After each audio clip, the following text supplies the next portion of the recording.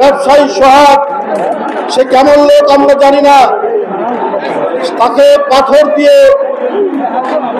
আঘাত করে করে হত্যা করা হয়েছে।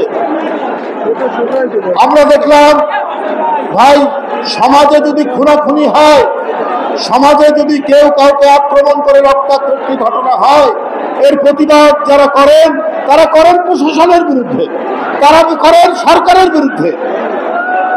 আমরা এখানে দেখলাম কি এক্সট্রিম মশার কয়েল প্ল্যান্ট ফাইবার দিয়ে তৈরি, তাই সহজে ভাঙে না, সুগন্ধিযুক্ত ও নিরবিচ্ছিন্নভাবে জ্বলে। ডেঙ্গু, চিকুনগুনিয়া বাহি সহ যে কোনো মশার বিরুদ্ধে দেয় এক্সট্রিম সুরক্ষা। প্রশাসন বা সরকারকে কিছু না বলে কিছু লোক অপপ্রচার চালালেন বিএনপির বিরুদ্ধে।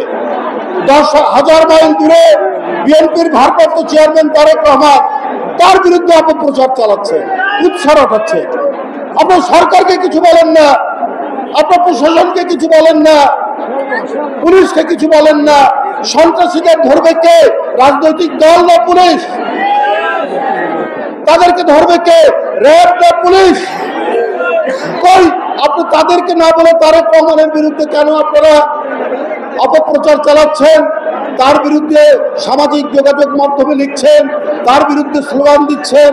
উদ্দেশ্য তো ভালো নয়, নিশ্চয়ই কোনো উদ্দেশ্য নিয়ে কাজ করছেন। কিন্তু আমরা দেখলাম খুলনায় মাহবুব নামে বিএনপির এক লোককে প্রথমে গুলি করা হলো, তারপরে পায়ের রক কেটে দেওয়া হলো। পায়ের রক কাটে কারা আপনারা জানেন?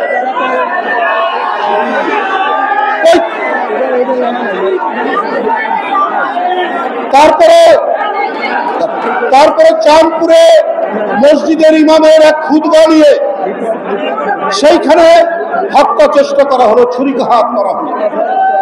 কই দেখলাম না তো এই ঘটনাগুলোর সাথে যারা জড়িত তাদের নামে তো কোনো স্লোগান দিলেন না, তাদের নামে তো কোনো ধরনের অপপ্রচার করলেন না। এইটা তো আজকে জনগণের একটা সবচাইতে বড় প্রশ্ন। তাহলে কি উদ্দেশ্য করছেন? আপনাদের উদ্দেশ্য যদি ভালো হতো, যদি ভালো হয়, তাহলে পতিত স্বৈরাচারের সাহস পেত না। তারা দেখছে আন্দোলনকামী শক্তির মধ্যে ঐক্যের অভাব হয়েছে। তাহলে গোপালগঞ্জ কি বাংলাদেশের বাইরে? গোপালগঞ্জ কি কলকাতায়? গোপালগঞ্জ কি রাজস্থানে? তাহলে সেইখানে পতিত স্বৈরাচারের দোসররা কি করে আক্রমণ করে এনসিবির লোকজনদেরকে? সুযোগ পেয়েছে হাসিনা, ও তো পাশের দেশেই থাকে, সেইখান থেকে মোবাইলে অনেকের সাথে যোগাযোগ করছে। শেখ হাসিনা বাংলাদেশ চায় না, মনে রাখবে। শেখ হাসিনা বাংলাদেশের শান্তি চায় না, স্বস্তি চায় না, গণতন্ত্র চায় না, কথা বলার স্বাধীনতা চায় না। ওর চায় রাজত্ব, ওর চায় রক্ত, ওর চায় লাশ, যারা তার বিরোধিতা করবে। আপনারা তাই দেখেছেন। আর বাংলাদেশকে কি মনে করে জানেন? বাংলাদেশকে মনে করে সোনার খনি।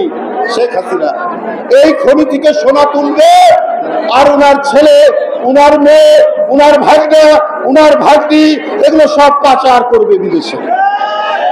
উনার ঘনিষ্ঠ লোকরা পাচার করবে, করেছে না? বাংলাদেশকে টাকার খনি মনে করবে। বাংলাদেশ ব্যাংক থেকে 800 কোটি টাকা নয়, হাসিনার আমলে বেসিক ব্যাংক, সোনালী ব্যাংক সব খোকলা করে দিয়েছে, ফাঁকা করে দিয়েছে শেখ হাসিনা তার লোকরা। আজকে আপনারা খবরের কাগজে দেখবেন শেখ হাসিনার ঘনিষ্ঠ জন শেখ রেহানার দেবর, তার 62 কোটি টাকার সম্পদ পাওয়া গেছে। এই টাকাটা কিভাবে হয়েছে? এই টাকাটা হয়েছে এই 16 বছর শেখ হাসিনা প্রধানমন্ত্রী, এই প্রধানমন্ত্রী থেকে যত ধরনের সম্পদ বানানো যায় দুর্নীতি করে করা হয়েছে। ঠিক তেমনি ভাবে তার ছেলে মেয়ে, আজকে তার মেয়ে একটি আন্তর্জাতিক সংস্থায় কাজ করত, সেখান থেকে তাকে লম্বা ছুটিতে পাঠানো হয়েছে। কেন পাঠানো হয়েছে তারা তো সব খবর জানে। শেখ হাসিনা খুব কাঁদো কাঁদো গলায় বলতে, আমার কোনো সয় সম্পত্তি না। এখন দেখা যাচ্ছে বাংলাদেশের ইনুরের গর্ত থেকে শেখ হাসিনার সম্পত্তি বাড়াচ্ছে একটার পর একটা, একটার পর একটা। 60 কাঠা জমি ঢাকার পূর্বাঞ্চলে কার নামে? পুতুলের নামে, জয়ের নামে, তার ভাগনা ববির নামে, তার আরো আত্মীয় স্বজনের নামে। তাহলে এই মহিলা তো বাংলাদেশকে সোনার খনি মনে করত।